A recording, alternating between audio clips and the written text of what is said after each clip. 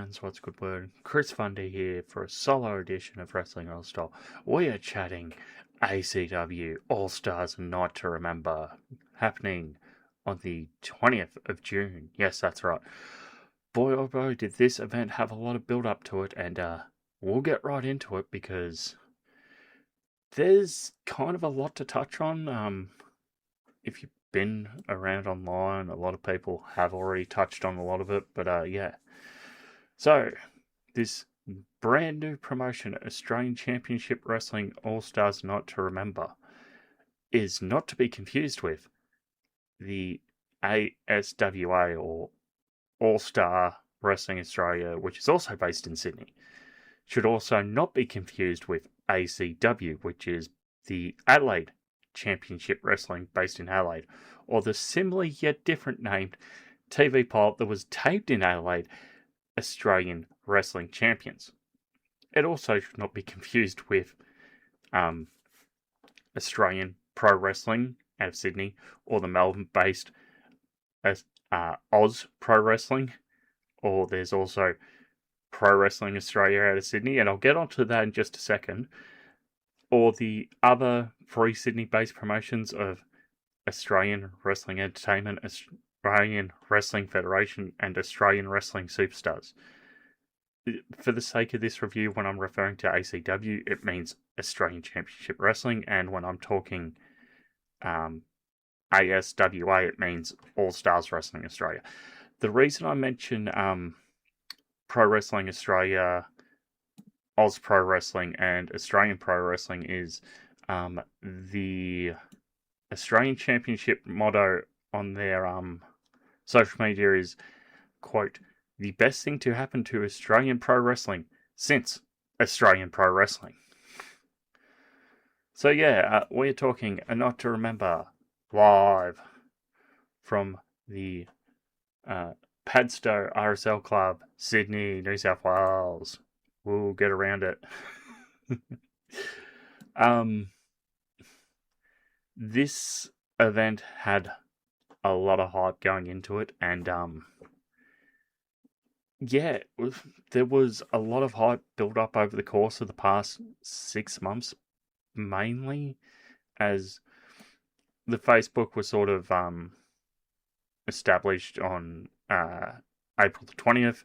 Nothing really of note happening until Tuesday, October 14th, when ACW posted, and I quote, in 2026, ACW will embark on its national press conference tour showcasing our vision for the future of wrestling in Australia and connecting directly with fans across the nation. These events will be free to attend and serve as an exciting introduction into ACW's plans, talent, and upcoming events, unquote.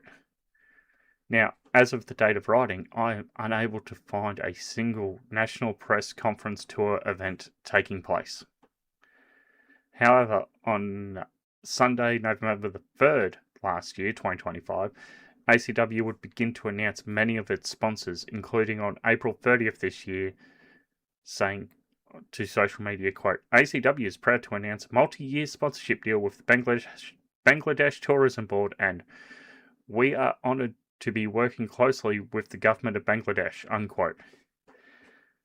Yeah, we'll get more into that during the actual night itself. Then, from Wednesday the 3rd of December, we start getting our first glimpse at the ACW Championship belts, including World Tag Team Championships, the Continental Championship, the ACW World Heavyweight Championship, and the ACW Women's World Championship. All of these are designed by Raw Label Title Championship Belts of Australia. Now, when they made this initial post for their Continental Championship, their second biggest prize, as they called it in ACW, the initial post also mentioned saying, quote, a 30-man Continental Open Battle Royale featuring superstars from all across Australia will decide the first ever champion, unquote. So, yeah, maybe that happens in the future, we'll have to wait and see on that one. Then there's been all these announcements, like, over social media, all these different, I guess, projects, divisions, however you want to class it, of ACW. You've got ACW Cares, which is like this community division. They say on it, where wrestling meets giving back, we support, we stand together, we care, proudly supported and funded by ACW. And will be proudly funded through the proceeds of ACW ticket sales, merchandise, and events. So yeah, but at the date of writing on their website, there is no dedicated ACW tab on their website, and when clicking onto their shop tab, like, the shop isn't live yet, but there's no mention on there of any proceeds going to this ACW Cares initiative. Whereas if you're on the ticket page, it says $5 for every ticket sold will be donated to Aussie hay runners to help support Australian farmers and rural communities doing it tough. Then we get a bunch of different YouTube series announced. First one being Ringside Recipes, where wrestling meets nutrition, and where ACW superstars step outside the ring and into the kitchen. But as of date of writing, there's been no episodes released. Following that, ACW Talk is Wrestling, a corporate sit-down series designed to provide clear insight, meaningful discussion, and professional reflections from within the ACW organisation. Excuse me. Later announcing Phil McAwesome of Down Under the Ring as the host. As of date of writing, no episodes have been released. There's the ACW Studios, which is like the headquarter for ACW. They also announced they were going to do a ACW guest star series, because it was the big trending thing worldwide on social media going into Christmas. But as of recording, no episodes have been released. For anyone who's been under a rock, the guest of series is like, there's a box with something inside, and people will put their hand in, touch the thing, and try to guess what it is in the box without being able to see inside the box. They made a special announcement about AEW Authentic, which is their merchandising division. Quote, real style, real quality, real purpose. AEW Authentic merchandise is launching 2026 at ACW, built for fans who live the brand beyond the ring. As of writing, no merchandise is available through the website. There was then announced ACW No Lights, which is another YouTube series, saying, quote, it's a growing space for the rising stars to the proving ground where the upcoming competitors sharpen their craft, gain exposure, and earn their place in ACW. As of recording, again, no episodes have been released. There was the Fight for the 1,000, which is a 20-fan every round, eliminate one, no shortcuts, no lifelines, last fan standing wins $1,000. And the first episode has been released to YouTube. I have not checked it out yet. ACW also announced that they invested in a company car, a Toyota Hilux, and a merchandise truck. Saying when they also announced the company Hilux on their socials, saying, quote, a new era of Australian professional wrestling is taking shape, where standards matter and where championships mean something, unquote. And on regards to the merchandise truck, every day we're putting in the work to make professional wrestling mainstream in Australia, and that's the only vision we've had from day one, unquote. Then we had on Sunday, April 26th, ACW Live, claiming to be, quote, Australia's biggest marketing, media and technology company, and that is what we're building, unquote. Yeah, I have no real idea what that is in terms to professional wrestling, whether that's supposed to be the overarching division to everything, because calling yourself marketing, media and technology company sort of doesn't fit the build for professional wrestling company. And then, of course, we've got the ACW Performance Lab School of Wrestling, the official School of Wrestling by ACW. They have launched a Instagram page for this, but both their website and Facebook do not mention the existence of this ACW Performance Lab. And you might be going, Chris, well, that just sort of sounds like a fan page. Well, when you go back and watch this A Night to Remember, look real close at that logo on the center of the canvas and you'll see exactly what I mean. So yeah, and then on as we get through some of the lead up here to their first ever show, Wednesday, October 22nd, 2025, ACW put out the call for, quote, Australia's next big wrestling star. And then nothing in terms of signees or wrestlers coming to ACW would happen until March 26, 2026, when Keegan Brettle would sign with ACW, becoming the first ACW exclusive wrestler. Others to join him would be Banisher, Christopher Jean Perry Remy, the general manager, who ACW note on their social media will have a behind-the-scenes creative role. Also, Tedzilla, Chris Masters. Yes, that Chris Masters, former WWE guy. Natila Benzen. My apologies if I've mispronounced that. An on-screen personality who also has a behind-the-scenes role in media and marketing team. And Adam Hamsey. My apologies there, a behind-the-scenes marketing agent. At the same time as they were making all these exclusive announcements, they also put out a post saying they did not offer an exclusive deal to the Puppeteer. On these social media posts, ACW would also add, quote, X officially signed with ACW effective immediately. They will not be taking any new independent bookings with any other sports entertainment or combat sports brand anywhere else in Australia unless they are approved and authorised by Australian Championship Wrestling, unquote. So yeah, anyone who's signed one of these exclusive deals, well, now you're going through here first, and we've had one show in June, and then the next show is supposed to be the September show.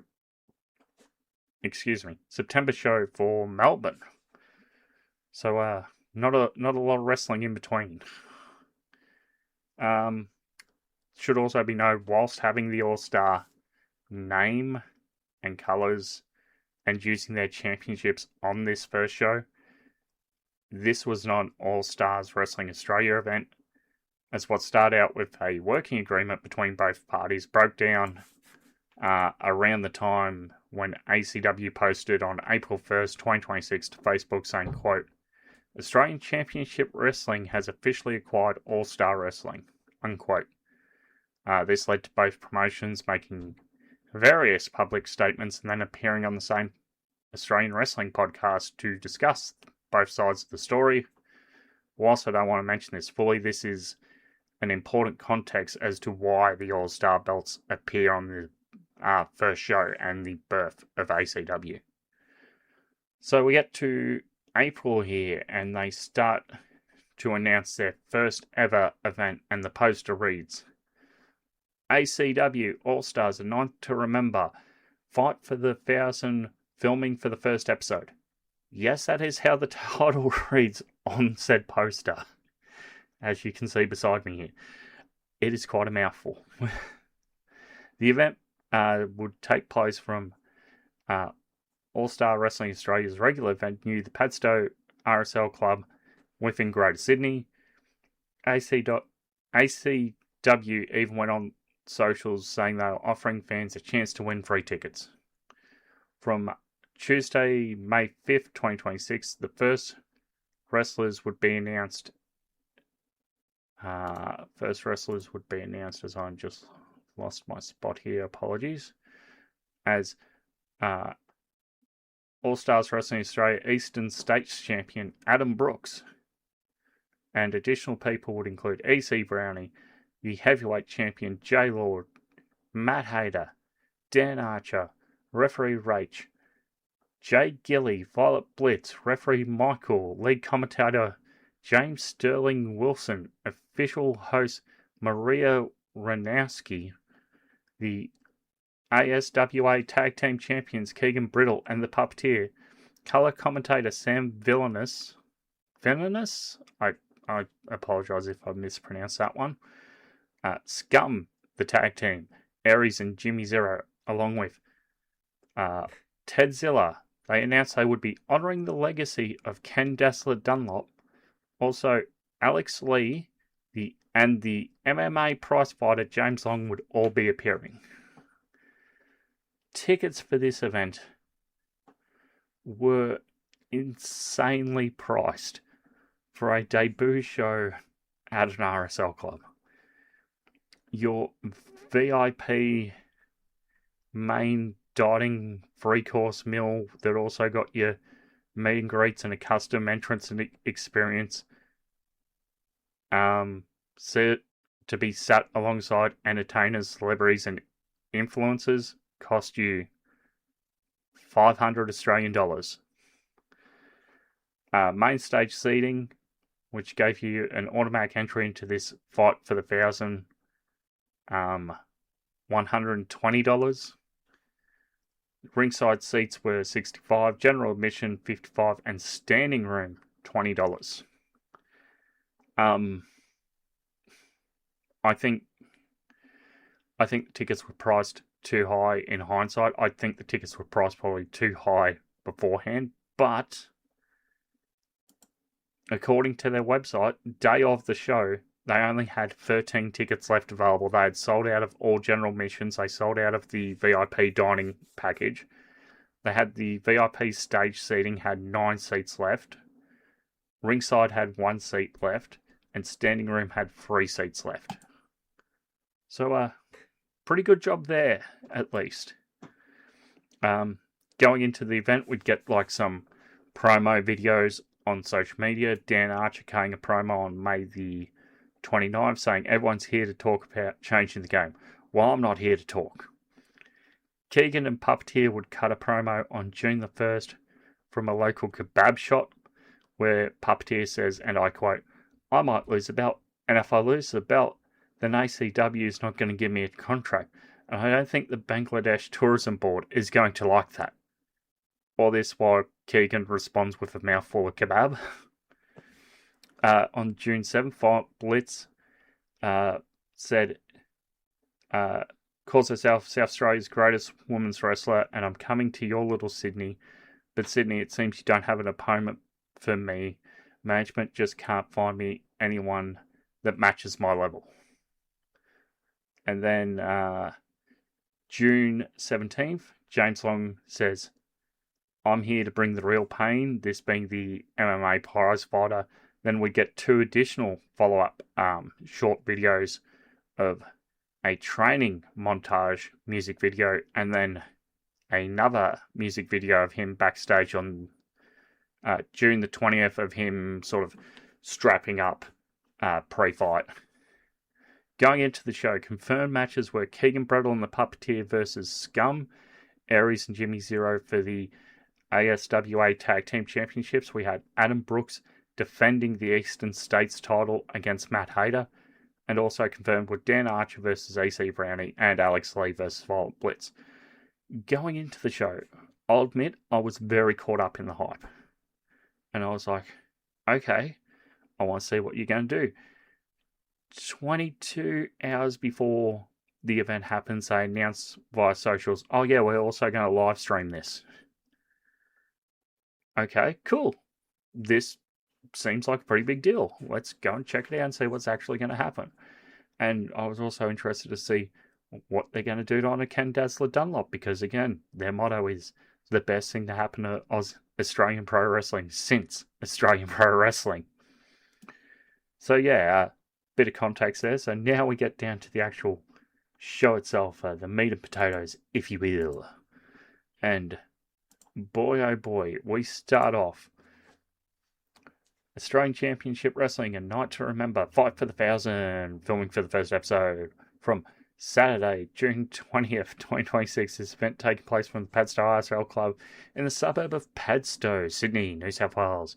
Commentary team for the night is James Sterling Wilson and Sam Vidanis, with an unannounced ring announcer doing the ring announcing duties for the night. The live stream begins after 9 minutes of waiting screens. Yeah, I'm not going to knock them for that. You can have a little bit of waiting screen, sure, whatever. A lot of live streams will do that, or they'll do a countdown clock or something. So yeah, is what it is. Once we actually get there, they do a pre-recorded welcome to country acknowledging the First Nations people. Then something I can only describe as wishing that they had chosen to pre-record, as we get the Australian National Anthem played and sung. And I use those terms very loosely because they decided to go with like a xylophone edition of the anthem, and this lady just completely butchered the anthem in an RSL club. And the faces of the old men in the background of the camera as she is singing just sort of say it all, as there's this one old guy who just looks completely disgusted at this anthem. I was like surprised the RSL staff didn't just come out and pull the plug right then and there. Okay, then once the anthem's done, we cut to the entranceway as the official theme song plays for the event, which commentary never identifies during the entire night. So their official theme song was Chasing Cars by So-So. I will admit that is a band I've not heard before, but then again, I'm the old man. I'm not hip with the youth. We cut back to the ring where General Manager Christopher Remy is now in the ring, calls himself ACW All Stars General Manager, and says, cheer as loud as you want because tonight will be a night to remember. Before he can get out of the ring, out comes the ASWA Heavyweight Champion J Law, accompanied by Judy, but the name graphic reads James Sterling Wilson and Sam Villainous. Okay, sure, he's at the top of the ramp. You know, it's first night, we're going to have a little bit of production issues, wrong button. And once he gets in the ring, another great, his mic doesn't work, he's not working. And then the name graphic appears again, and if you've been online and seen results of this show, you already know, Carlito pops up. Not really a huge amount of Carlitos on the wrestling scene. Oh, brother. Then there are chants from the crowd of what and shut the fuck up. J-Law gets on the mic and says, whoever you put in front of me, I will destroy because I'm dominating. Then out comes Gilly, and the story on social media leading into this event was he wasn't cleared by ACW to compete. Gilly gets in the ring, grabs the mic, says, you haven't beaten everyone, and you don't have a match, and I don't have a match, so let's have a match right now for your heavyweight championship. Which the crowd sort of cheers. Gilly turns to the corner, takes off his ring jacket, but as he does, Jay jumps in from behind, kicks, big stomps, and does a running knee before he hits his finisher, and Judy does an impromptu free count for this unofficial match. Judy gets back on the mic and declares Jay to be the forever champion, which then results in Carlito coming out in an ACWT. Yes, former WWE wrestler, Carlito. He comes down and he basically says, you need to check the mic before you talk, and then says, I'm going to challenge you, J Law, for a match later tonight. But Jay wants to leave, so then Carlito says, oh, well, I wasn't talking to you, I was talking to Judy, because she's got the balls in this relationship, to which Judy then accepts the match on Jay's behalf. And, okay, long talking promo, you're sort of setting the table here for your impromptu main event. You're going to get people talking because, Carlito's here. And then we get to something that a lot of people have been incredibly critical of, and we go to an ad. And this ad goes for about 2 minutes, 1:58, as we're 12 minutes into the show proper, and we get an ad for some corporate consulting group, and then a Bangladesh tourism ad. To which, at this point in the night, there's a light Bangladesh chant by some in the crowd. After the ad break, we cut back to the ring. The following match will be for 1 fall, and is a tag team match for your All-Star Wrestling Tag Team Championship. Out first is SCUM, Aries and Jimmy Zero. And then out come the champions, Keegan, Brettle and Puppeteer. And they're, pretty good spirits. Puppeteer is feeding Keegan the tea from the teapot at the entranceway. And as they get in the ring, they've sort of got their confetti cannons, and then Puppeteer sets his off, and Keegan can't set his off, and then he just sort of throws it to the side, and that's where SCUM jumps in.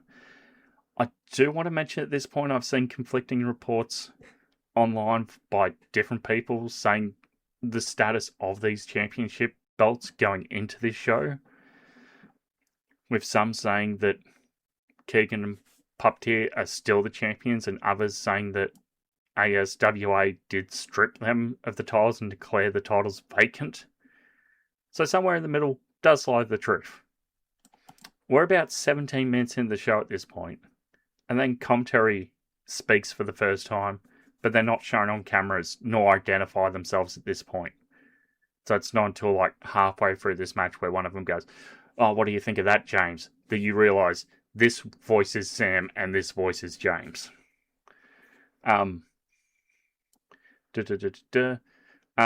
yeah, SCUM jumped Keegan and Puppeteer before the bell, and referee Rachel here very leading it in the early going, not calling for 1 in and 1 out, with one fan shouting loudly that can be caught on the camera saying, "Ring the bell." After 2 minutes 14 of ringside brawling, 2 men are back in the ring, one from each side, to which ref Rach calls for the bell, needing to shout the timekeeper for a second time before it is actually run. So, yeah, look, first match of the night, growing pains for the first show. Okay, that sort of stuff you can sort of let slide. At one point, SCUM isolate Puppeteer while commentary is calling Keegan a man of honour. Keegan gets tagged in by Puppeteer and then cleans house. Keegan hits what fans are calling online a Bangladeshi destroyer on Jimmy Zero, to which Jimmy then goes outside, which leads to Puppeteer hitting a big elbow on Aries, and the champs retain by pinning the illegal man. I went back and I've watched this a couple of times. Jimmy Zero does not tag in Aries. Aries is the illegal man when they do the pinfall. But, okay, whatever. First match, champs retain, cool. And in 3:33, Keegan and Puppeteer defeat SCUM. And Puppeteer, we're going to celebrate retaining our titles in the first match of Australian Championship Wrestling. Puppeteer gets a beer can, opens it by cracking it on his head, and goes to cheer with Keegan. But then Keegan gets his beer and clocks Puppeteer in the head and beats down on Puppeteer, to which Keegan then takes his straps down because he's got, like, I suppose in an audio sense, like a Kurt Angle wrestling singlet. You take the straps down, you mean serious business. To which commentary says, he's taking his shirt off. Yeah. Both of the referees come down to try to break it up, to which commentary then asks, "Why Keegan?" whilst laughing into the mic. At this point, GM Christopher Remy gets into the ring and gives Keegan scissors to cut off his mullet. Honestly, nothing occurred in this match to force him to turn on his partner. There was no miscommunication. They didn't lose the titles. There wasn't a I'm going to do it on my own and I don't need to tag you in. There wasn't any niggling of anything happening there to force this. So then, yeah, Keegan cuts his hair off. He walks out holding both tag team champions as, I guess, a solo man defending them. When's the last time we probably saw this by a major company? I'm just trying to think overseas-wise. Like Samoa Joe in TNA, maybe? Jeez, that is a while ago. Then we go to another ad break for Bangladesh Tourism, this one lasting 2 minutes 56. We get to match 2 of the evening, scheduled for 1 fall. It is a singles match with Dan Archer versus EC Brownie. Dan Archer, of course, demands ultimate silence. Doesn't get it. Then we get a lockup. Commentary points out, because why not at this point, I'm glad he has pride in our nation's capital when referring to Dan Archer, who is from Canberra and is the Slam Pro Wrestling... Was it Pro Wrestling League champion? Of course, that promotion being based in Canberra, and since being established a few years ago, I don't have the exact year off the top of my head, has really blown up. It is sort of starting to creep up there as one of those bigger promotions around Australia outside of your big 4, your big 5. Yeah, this match was good back and forth. Big man versus big man. At one point, Archer is on the top rope in the corner, but gets crotched by EC Brownie, at which point EC Brownie takes control. There's a lot of sort of trying to get pinfalls here, and eventually Dan Archer goes for a roll-up. The referee is looking at the shoulders, so Dan uses the ropes to his leverage to get the victory in a roll-up with leverage off the ropes. So yes, Dan Archer defeats EC Brownie in 7:41. Post-match here, Dan runs off as EC Brownie is left unimpressed in the rings. 40 minutes into the show, and we cut to the commentary booth. Commentary table, I should say.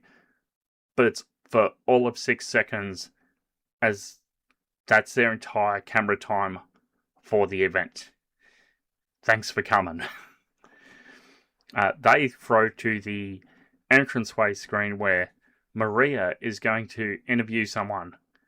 And she's there with Linda of the Hay Runners charity. Throughout this entire promotion of Maria and Linda, neither one mentions the ACW Cares, which is like this community division of ACW.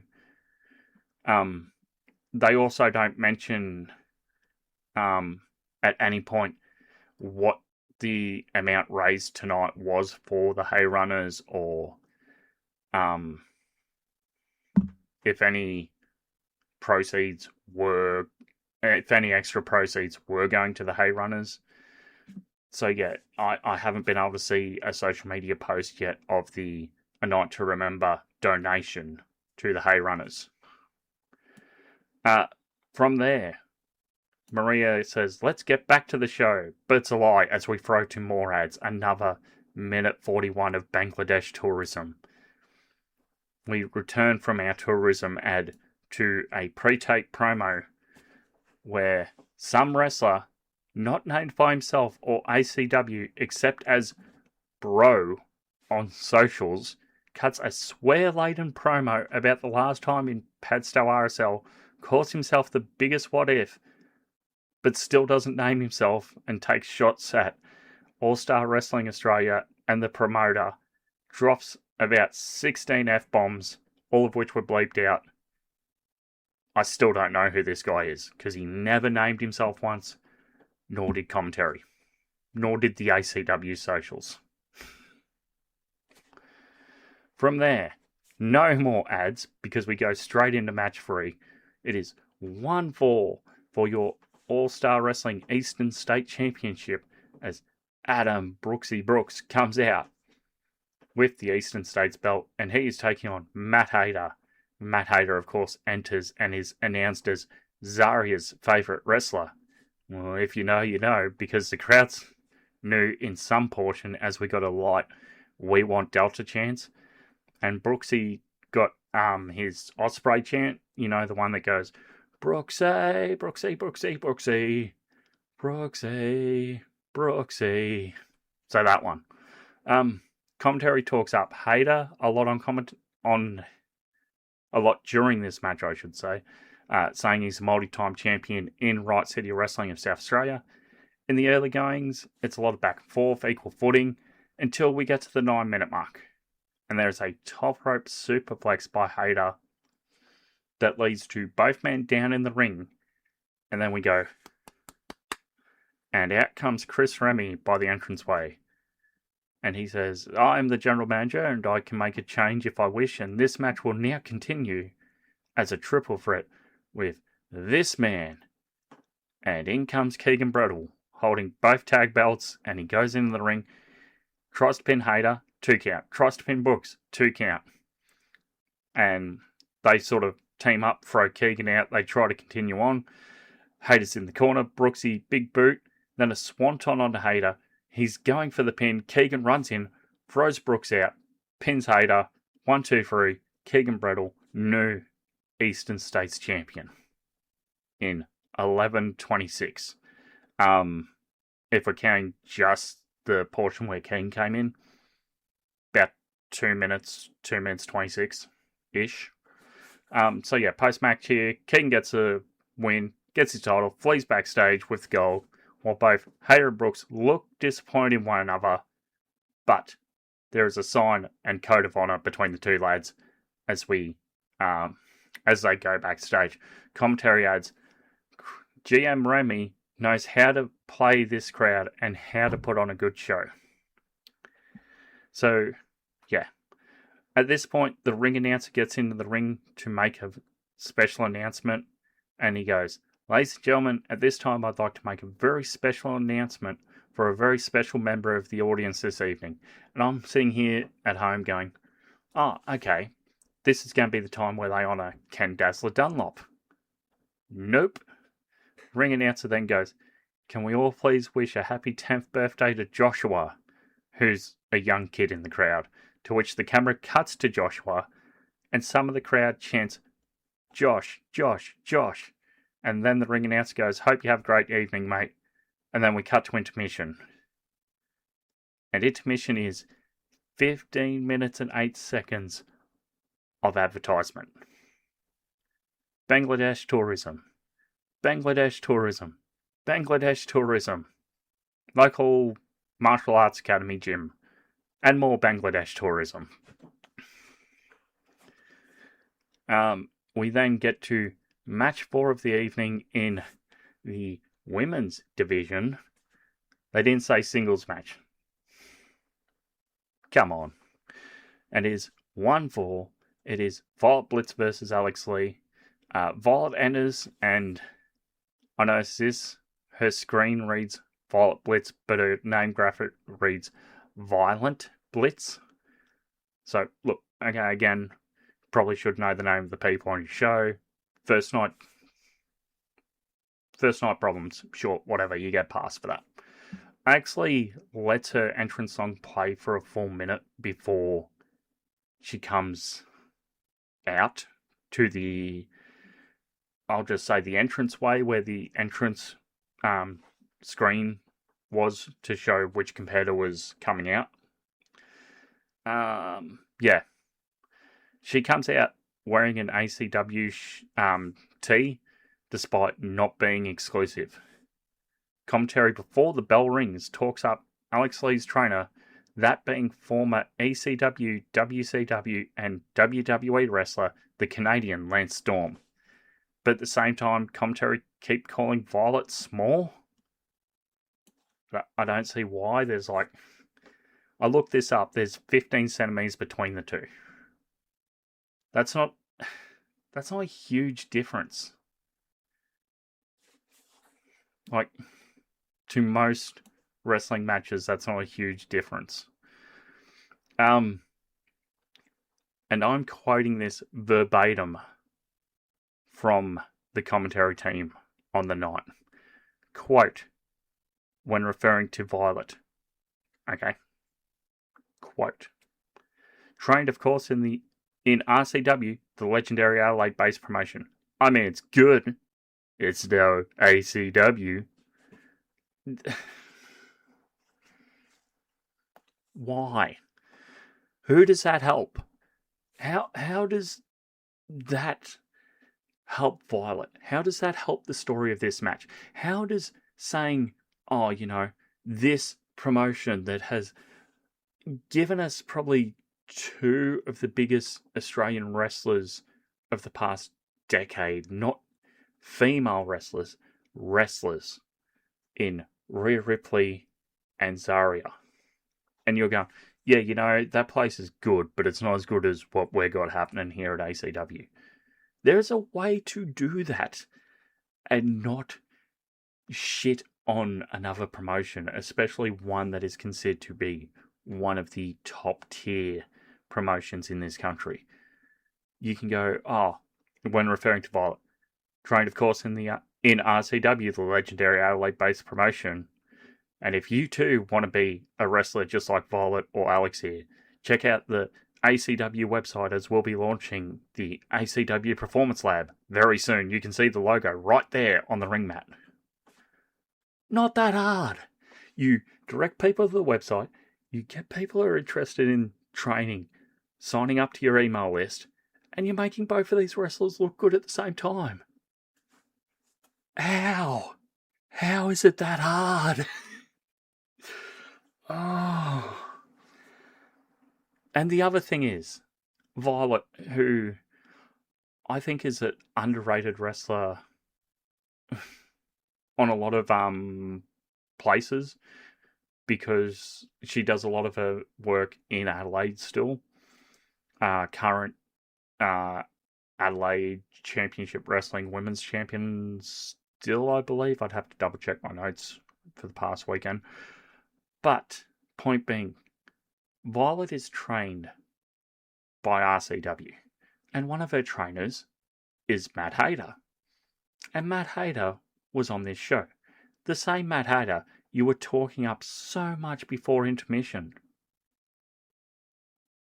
Did commentary just not have notes? Was commentary not sat down before the week and gone, hey guys, we get that you want to be comedians and that on your own time, but here's a bunch of things that you can't say on air. Here's, if you want to say that and direct it towards ACW, here's the way you do it positively. A rising tide lifts all ships. I don't get it. So yeah, for whatever reason, commentary just seemed to have a bee in their bonnet about Violet the entire night. Well, at least this entire match, as I get back to this here. Yeah, lots of questions about the commentary during this match. This match, the women did brawl a little bit on the outside before going back in the ring. Commentary spends more time on Violet, saying at one point she's failing.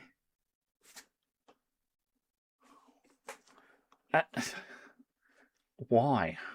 I don't get it.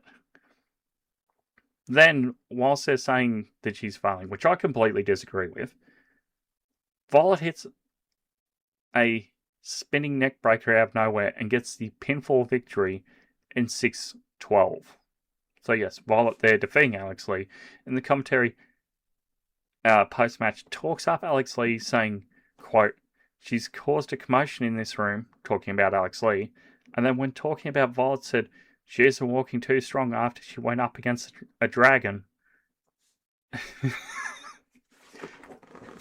I don't get it. Like, if Alex Lee was ACW exclusive, and you're trying to keep her elevated, keep her looking good in defeat, I can sort of see that, but she's not exclusive, so I don't understand the reasoning behind it. After that women's match, we get a 3-minute and 3-second commercial for, you guessed it, Bangladesh tourism. Then we go to match number 5 of the evening, an unannounced match between Tedzilla and Jake, the Enforcer Long, who has his Team Jake Long cornermen by his side as he enters. This match being billed as pro wrestler versus MMA fighter. On the match graphic as the ring announcer is announcing this, except it wasn't even announced on social media.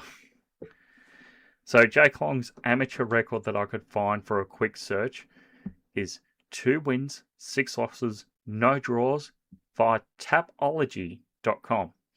While on the ACW socials, they claimed he had a professional record of 27 wins, 4 losses, no draws.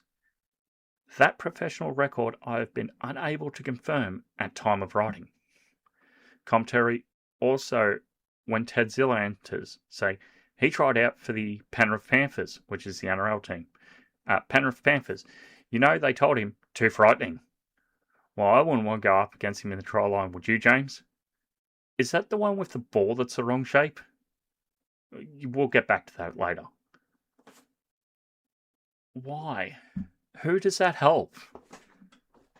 You are a Sydney-based promotion where the dominant football code in Sydney is rugby league during rugby league season. And you have a guy here who tried out for the Penrith Panthers, which is the greatest, I'd probably argue on paper, the greatest Sydney-based sports team of the past decade. 5 consecutive grand finals, 4 consecutive premierships, the greatest NRL/Australian Rugby League team since the St. George Dragons of the 50s and 60s. So commentary felt the need to belittle rugby league whilst they're a Sydney-based promotion in Sydney on a live stream. I don't know why. And also, by doing so, you diminish the fact that Tedzilla tried out for this. I don't understand.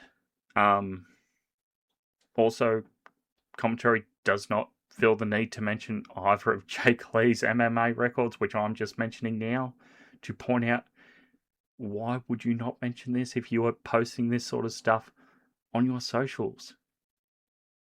So they don't mention either his amateur or professional record. And then the bell rings. Tedzilla big boot. Chokeslam. Ted puts his foot on Jake Long's chest. Pinfall. 1, 2, 3. And Tedzilla defeats Jake Long in 29 seconds. Post-match commentary calls Jake Long knocked out. Clearly not. That was a pinfall, not a submission or a ref stoppage. I cannot tell you the last time I saw a match where a pinfall resulted in knockout. Maria's in the entrance, in the rampway, goes to ask Tedzilla for some comments. Tedzilla just blows her off and walks backstage. Commentary calls the match, quote, a rip-off. And then, because Maria's mic is still live, we hear kids yelling into the mic, Tedzilla rolls! As we cut to, and you guessed it, another Bangladesh tourism commercial. 3 minutes and 1 second for this one. Then, we cut back ringside for the honouring of the legendary Ken Dazzler Dunlop. Cue the official theme song, playing so loud I can barely hear the ring announcer introduce Ken, and we get a light Ken chant by some of the fans in attendance, but we don't get an interview, and then we just go to more fucking ads. Like, who booked this? Like, why bring this guy here to honour him here in person if you're only going to give him a minute 18 from the time the graphic appeared to the time you cut to the next commercial? A minute 18 total from the end of one commercial to the next. I don't understand. So, I don't understand. I could barely hear what the guy was saying. Could barely hear him.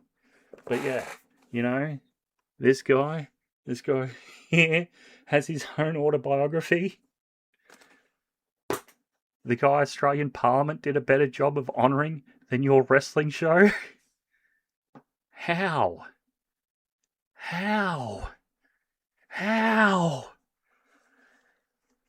You have the money. Just do it right. Anyway, so yeah, Ken, pioneer in Australian wrestling, the first openly gay pro wrestler in Australia, hence the cover of his book there.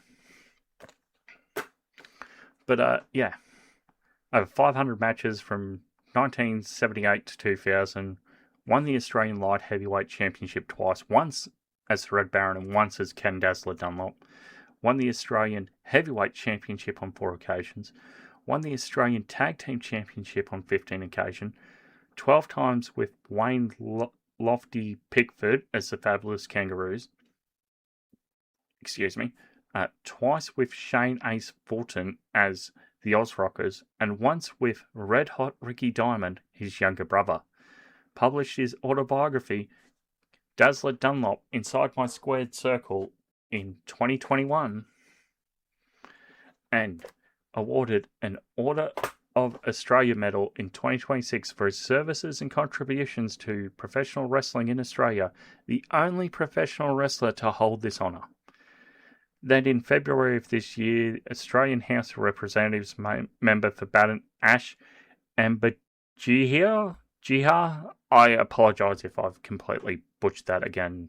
My dyslexia, I should be better at this by now, gave a parliamentary speech about Ken Dunlop's Order of Australia Award, calling him, quote, the embodiment of the Australian spirit.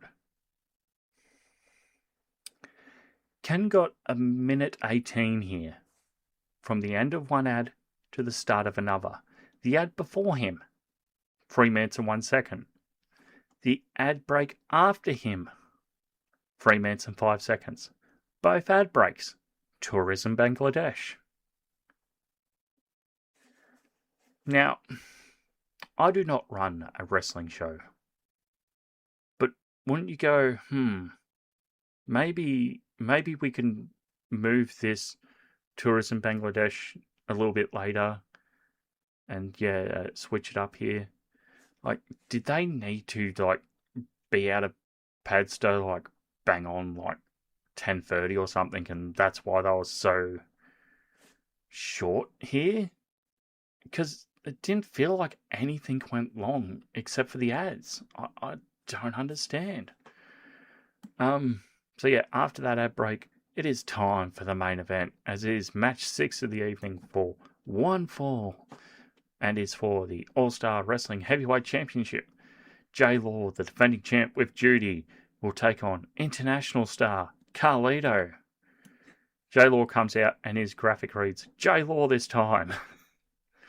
Carlito comes out and his video reads German Wrestling Federation. Okay.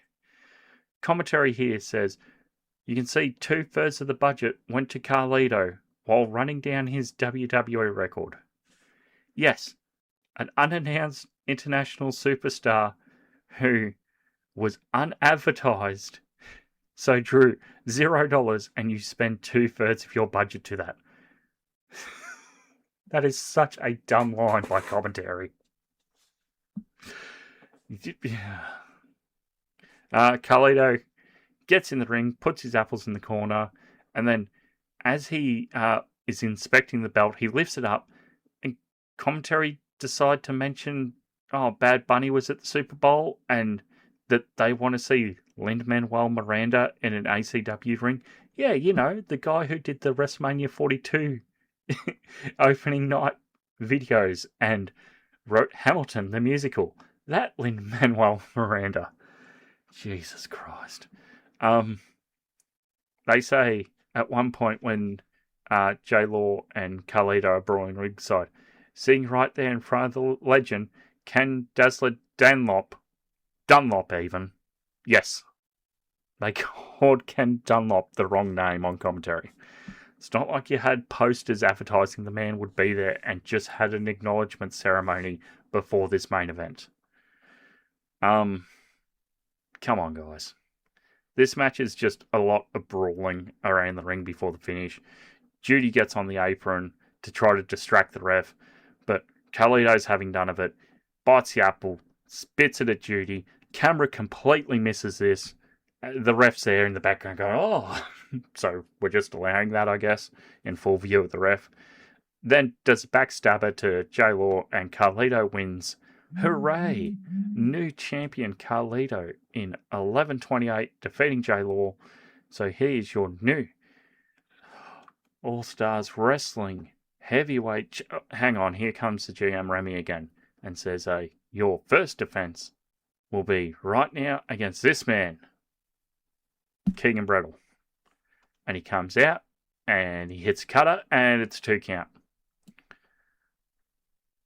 And then Carlito gets on top, and commentary once again with one of their zingers of the night, saying when Keegan Brettle is in the ring and Carlito is on top, he, referring to Keegan Brettle, quote, he doesn't belong in the same caliber of a ring with somebody like Carlito. So is commentary telling us at home that ACW's first exclusive wrestler doesn't belong in an ACW ring? Caliber of a ring. ACW ring. Make it make sense. Make it make sense. So eventually, J-Law gets back on the apron. So Keegan Brettle uses this ref distraction now to clock Carlito with the belt behind the referee's back, and then locks in a crossface, and Carlito verbally submits, meaning after 1:29, your new champion via submission, Keegan Brettle, defeating Carlito. And in the post-match here, Keegan Brettle celebrates in the ring with all the championships, the All Stars Wrestling Heavyweight Championship, the All Stars Wrestling Eastern States title, the All Stars Wrestling Tag Team Championships. In fact, both Tag Team Championships, because he's claiming to be the sole Tag Team Champion. And he's standing there with GM Christopher Remy, and the crowd goes mild with boos. And as this is all happening and his music is blaring, commentary delivers other such singers as Sam says, now they said it was going to be a night to remember, but I didn't want it to be traumatic, James. To which James responds, it might be a night to remember, but frankly this is a night I want to forget. Then, James says in reference to Keegan Brettle, he may be holding 4 belts, but trust me, he didn't earn a single one. To which Sam says later on, this was supposed to be a defining night for Australian wrestling, and it has been, but for all the wrong reasons. Sam, honestly, I am sorry for bringing you into this. I'm sorry you had to witness this, says James. Then James says, if this is your first time joining us here, watching Australian professional wrestling, I can only apologise. Then closing out the show, James says, ACW's first ever show here in Sydney, and has been a night to remember, potentially for all the wrong reasons, to which Sam signs off and says, ACW promised us a night to remember, and like it or not, they gave us just that. And then ACW goes off the air at a showtime of 2 hours and 12 minutes and 3 seconds. Not counting the timer before the show went, we are live, and the little portion there as the end graphic was still playing with no commentary. Oh boy, so yeah, that was the event itself, and oh boy, I have thoughts. In the coming days, we would get backstage comments from Carlito saying he's enjoying being in Australia and ACW has a bright future. Brooksy would say it's not a night he wants to remember and calls out Keegan. And Keegan says he made ACW history, #1 draft pick, and he's going home now with all his money and titles. Okay, cool. I'll get to my conclusion in a minute, but firstly, how do you have a debut show and not advertise your next event? This show occurred on the 20th. You announced your second event on June 9th. 2 weeks before this show, you announced ACW Event 001 Melbourne, live on pay-per-view from the Melbourne Pavilion on September the 4th. Tickets have gone on sale ranging from $45 to get general admission with unreserved seating, and then all the way up to $125 for front row, with no additional experiences with ticket costs have been named at current time. Yeah, they got, but a lot of people are saying around $250 for Padstow. I haven't seen a number be claimed online by ACW. We'll just wait and see, I guess, for that one. But going from this arena to the Melbourne Pavilion, which MCW runs quite regularly, and the only other promotion that runs there semi-regularly is World Series Wrestling. And you're trying to go from this first show to there, going from around 200 tickets, 250, to over 1,000.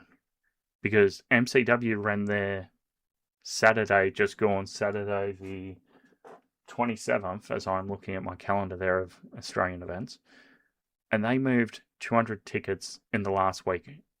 Well, more like 400 tickets, because it has come out over 1,200 people attended MCW at the Melbourne Pavilion. I don't see ACW doing anywhere near that, if I'm honest. I would like them to be successful. I'd like there to be another player where Australian wrestlers can go and get paid and earn a decent amount of money. That'd be great. I just have to be realistic and just say I don't see him filling that arena. Secondly, what in the VKM is going on at ACW HQ? A partnership with Saudi Pro Wrestling. Well, colour me confused, dear listener, because this came right the fuck out of left field, as ACW is going to WrestleMania 2027 in Saudi Arabia. Both Alex and I have commented many times about the WWE's long partnership with Saudi Arabia, including the behind-the-scenes things like that time in 2019 when WWE's plane was grounded, among various other incidents and allegations. And yeah, I don't like it. So at the moment, you have no women wrestlers who are ACW exclusive. For this sake of example, let's use Alex Lee. Let's say Alex Lee signs and becomes a ACW exclusive, just for the sake of this example. You take your men's roster, your Keegan, your Tedzilla. I'm just trying to think who, and no, those were the only two who appeared on your first show. Only 2 of your 4 exclusive wrestlers. You're taking those 2 to Saudi. Do you compensate Alex Lee or any exclusive female wrestler you have because you're going to do a show in Saudi? Because I don't think ACW can pull the "we're pro wrestling pal, we need our women to come over" like the WWE did. I don't see that happening. I honestly do not see that happening. And then you have the and again, this is just hypothetical, using a named wrestler from this show as an example. Now, not naming names, completely hypothetical here. Let's say somebody does look at ACW and it's like, you know what? They've had Ken Dazzler Dunlop on. I'm gay. I'll go and do a show at ACW. Bangladesh, you've got a multi-year agreement there from their sponsors. Do you know that you can go to jail for 10 years over there for being gay? Not to mention the it's not exactly free love and spirit over in Saudi Arabia either for that. So yeah, you honour Australia's first gay wrestler, and your major sponsor all over the show is a country he cannot go to without fear of being imprisoned for 10 years. Fucking dumb. Where can you watch this show? If you choose to go and watch this show, you can do it on YouTube. Match of the night for me was Dan Archer and EC Brownie.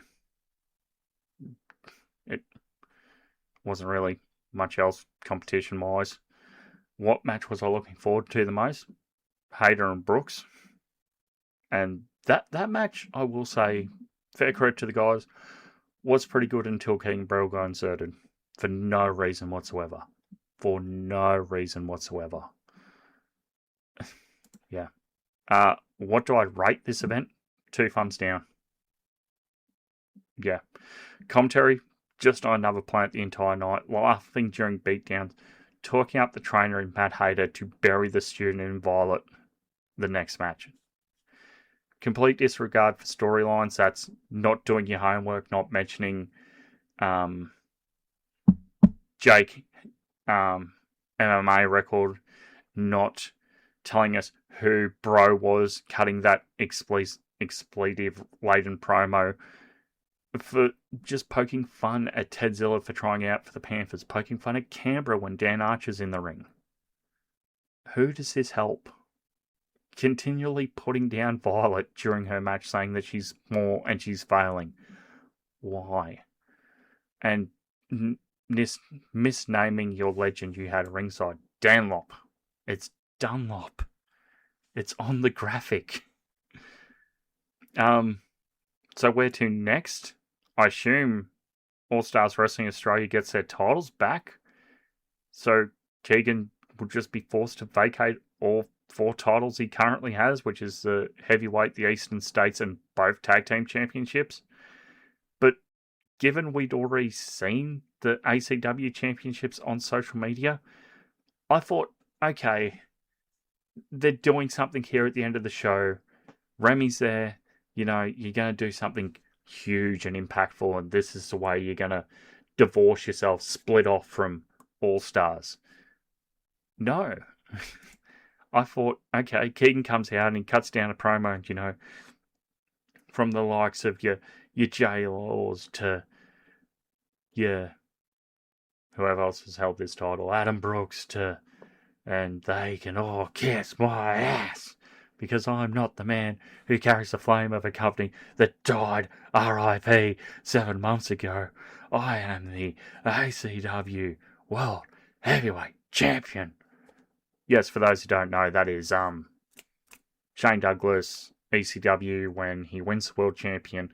He goes from your Harley Race to your Dusty Rose to your Ric Flairs. And he throws down the NWA title and he declares himself the ECW World Heavyweight Champion. Also, negative thoughts. Having Ken Dunlop on your show, the commentator calls him Dunlop. Okay, whatever. Having a legit Australian wrestling legend on your show and his entire portion is less than 1:20, to which you can't hear anything that is being done to honour him because the music is blaring so goddamn loud and you do not even interview him. It's a sad state of affairs when the government can honour wrestling better than a wrestling show can.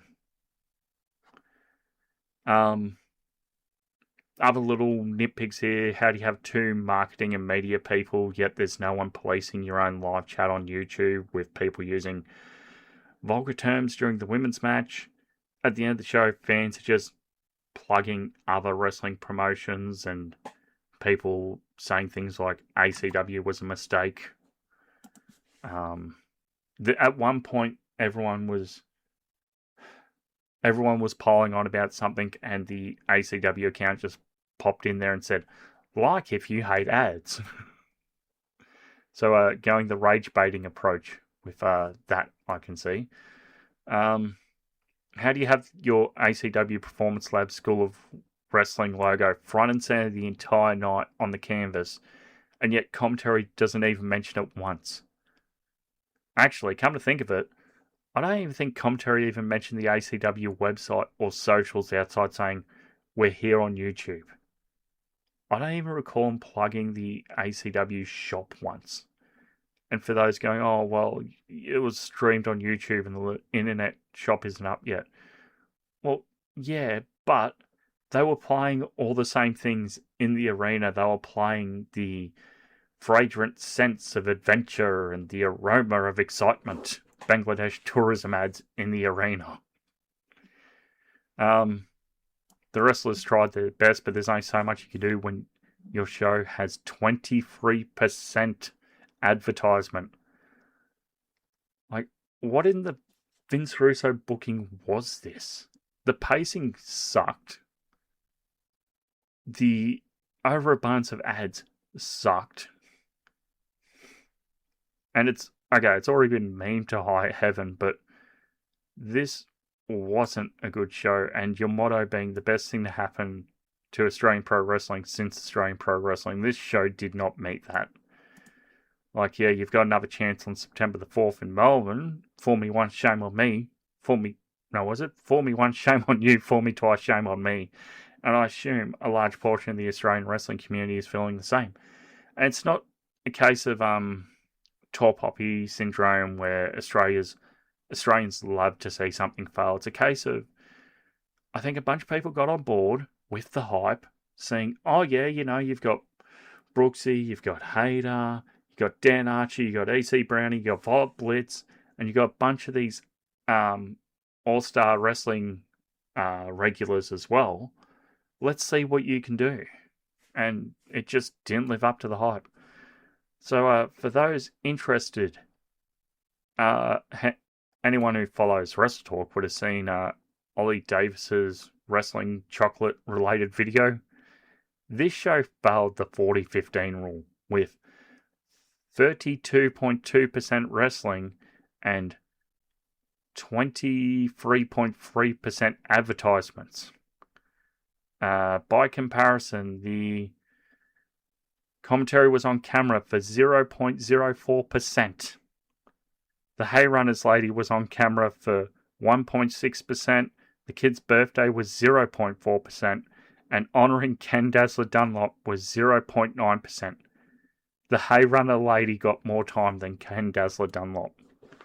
Yeah, that's sad. But breaking news, if I can find it here, as I just had it up a moment ago. Where are you? Announced yesterday afternoon, 3 p.m. from All-Star Championship Wrestling Facebook. All-Star returns. Fire emoji. We're heading back to the Padstow RSL Club for Superstar Sunday on Sunday, the 9th of August at 3 p.m. for an action-packed afternoon of live professional wrestling. Tickets are on sale now. Then has a ticket link. Trust us, you'll want to be there. Wait until you see what we have in store for you. Eye emoji, explosion emoji, hashtag ACW, hashtag All Stars, hashtag Superstar Saturday. So they are using the All-Star branding yet again. And just on that, the other company, All Star Wrestling, have announced that they are returning from their hiatus, wherever this is. I did post it somewhere. God damn it, Chris. Maybe I'll put it in the wrestling chat. No? Oh, damn it. Why no one do this somewhere? Damn it. I thought I had it here. Maybe I don't. Da da da da da da da da da da da da. No? Bugger. But yeah. Hang on, I will find that as I'm on air. All Star Wrestling Australia. Because All Star Wrestling Australia is coming back. New South Wales. To New South Wales and around. Upcoming events. Okay, so July July, they're out west as they got 2 nights in Carrabra and Widgelet. Jeez, haven't heard of those places before. My apologies. August, they're going to Newcastle. September, they're going to Forbes for 2 nights. And then October, they go to Cowra for 2 nights. And this, not All-Star, my apologies, All-Star. This ACW is the 9th of August. 9th of August. And this All-Star August, well, they'll be in Newcastle. So that'll be interesting. General, I guess, consensus online for this show was it sucked. It was not good. The wrestlers, no one's really criticizing the wrestlers. It's the pacing of the show, the constant advertisements, the commentary, and my own nitpick is just like, why are you not going, and next time we'll have we'll be coming to you from Melbourne, stay tuned to our socials, blah blah blah blah. Tickets for this Saturday show are $55 ringside, $45 general admission, or you can buy family tickets of ringside 2 adults, 2 kids under 12, $165, or general family 2 adults, 2 kids, $135. So that 55 is $110. So it's $25 more for 2 kids. Yeah, I think that's right, if the math works out. But yeah, it'll be interesting to see what happens with this second show. Whether or not it can improve, because believe it or not, I do want it to do well, and I do want wrestlers to get paid well, because end of the day, if the wrestlers can get paid well, that is another win for the Australian wrestling community. Alright, we are going to sign off there. I'm going to try to catch MCW this week, because they posted their Ballroom Brawl last night as I'm recording this. Yes, Ballroom Brawl got posted last night, and there's a few other VODs that have been posted recently. But I don't see how, if this is the best show you could put on, how you go against someone like, at least in Sydney, PWA is an obvious one, IWA, All Star Wrestling Australia, you've got WrestleGo, who are a lot more family friendly, sort of Chikara esque for anyone who used to watch Chikara. You've got IWA, I think I said IWA. Integrity, they're another Sydney-based promotion. So you're doing a second Sydney show now before this Melbourne show, and it's a month before this Melbourne show. And then you're going to Melbourne, you're running not Padstow, wrong venue, Melbourne Pavilion, so you're going up against MCW already. You have other companies in Melbourne who, like, you've got Renegades, you've got PCW, you've got Mayhem. Those are sort of the bigger ones. You've got Bell Championship Wrestling, who bring in internationals. They got around 500, I think, for Rob Van Dam. They average about 200 every month or two when they do shows. You've got those sort of players. You've got Adrenaline, Alpha, Dominion, Peak, Pro Wrestling. So, and that's only a couple of them. Wrestle Rock, if they want to run that month or not. You've got that many different competitors in the Melbourne space and the Sydney space. Like Vulcan, former Gladiators guy, is still running wrestling. He's doing I think he's doing a show this week or next week. and it has a tie into a charity, but I don't want to say which one in case I get it wrong on the air. But yeah, there is so much great Aussie wrestling out there, and your bigger promotions at the moment are your EPW is probably the biggest in Western Australia. Right City is probably the biggest in South Australia. Yeah, MCW is probably still the biggest in Victoria. You've got PWA's the biggest in New South. You've got Slam from the ACT, which is the biggest from the ACT. You've got Pro Wrestling League, which I'd argue is probably the biggest in Queensland.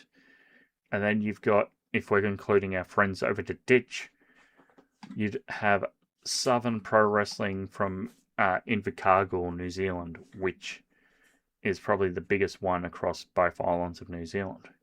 Now, that being said, everything offers something different. Then you've also got Lucha Fantastica, which is a touring show, does all its lucha style events, has both family and adult shows.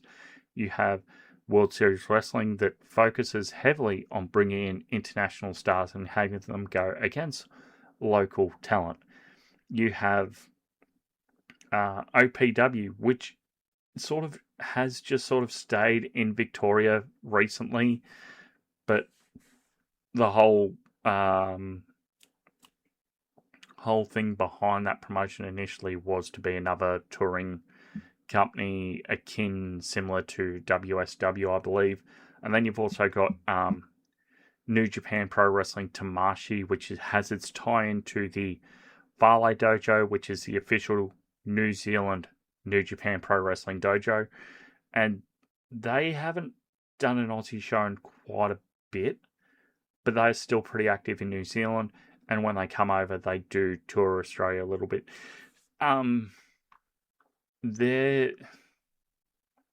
It's just because Tamashi's sort of at this thing where New Japan in Australia was really picking up pre-pandemic.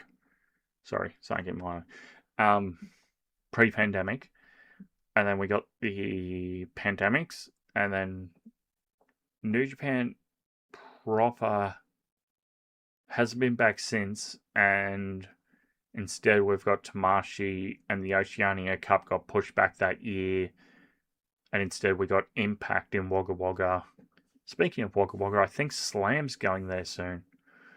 But yeah, and then Tamashii itself formed properly. They did the tournament across Auckland, Sydney, Melbourne to do the first Oceania Cup, and now they've got the tag champs as well, which actually, who are the tag champs? Because it's not the trainers anymore. It's the young guys there. It is the Ungrateful Ones, who I actually saw at that Tamashii show in Brisbane a year and a half ago now. But yeah, my point being here as I wrap things up, there is so much good wrestling, and there is so much wrestling that is you sort of bigger Aussie styles. You need to do something to stand out, and you need to do something that makes your promotion either unique, has a unique stipulation, like there is, dude, where's my ring in Perth? The whole point of that promotion is there is no ring. There is deathmatch down under, mostly based in Victoria, Melbourne sort of area, where its whole thing is deathmatch wrestling. Again, not my cup of tea, but a lot of people like it. There is, as I mentioned, Lucha Fantastica focuses more on lucha wrestling. Slam has that sort of akin to an 80s WWF feel. You have Wrestling Go, which has that sort of vibe to a Chikara. You have New Japan Tamashii, which is very much in that strong style base. You have other promotions. You have Wrestle Rock in Victoria, which has that sort of rock and roll pub, sort of 18 plus grungy alternative vibe to it. You have the different Queensland based promotions up and down the coast, because Queensland is so decentralized with its wrestling scene, that we have Toowoomba, Sunshine Coast, we have Rockhampton, we have Cairns, we have Townsville. And whereas with Western Australia, a lot of the promotions are all Perth or close to Perth. Same with South Australia, close to Adelaide. Same with New South Wales, a lot of close to Sydney, except for, off the top of my head, you have Suplex, who's in the Greater Maitland area. You've got Nui Pro, which is, of course, Newcastle. You've got Rock and Roll Wrestling, Greater Wollongong area. And then the ACT promotions all sort of cluster around Canberra or Greater Canberra / what is it, the other side of the border there. Anyway, point here being, so much Aussie wrestling, so much good Aussie wrestling, so much unique, interesting Aussie wrestling. You need to find something that gives you a niche and gives you that something different. And 30 minutes of Bangladesh tourism ads are not that something different. That is, like, if I was watching this on delay and could fast forward all the Bangladesh ads compared to somebody who watched this live, and I don't think it'd be that much of a negative to me, the ads, compared to the other nitpicks, the commentary, and some of the production. But yeah, overall, 2 thumbs down. Support these wrestlers. Support local wrestling. You know. But I hope the next show on whenever the hell it was, because it only just got announced, on August the 9th, can turn things around. So you've got a month. You got about 6 weeks to turn this around. Yeah. I hope they can. I really hope they do, because it would be beneficial to the Australian wrestling industry to have multiple options to work with. Alright, well, that being said, I'm Chris Funder. You can follow me at I'm Chris Funder on socials. You can go back, listen to the Wrestling All-Star archive for free on SoundCloud, Google Podcasts, TuneIn, YouTube, or using the RSS feed found the show notes below for your podcast choice. Come join us on Discord. Let us know what you think of local wrestling and what I should chat about next. Also, we are on all the socials. Go to Linktree /Wrestling Ozstyle and you'll get all our links. All the stuff's in the show description down below. You know this by now. Nothing left to say but good day, and we'll speak to you next time.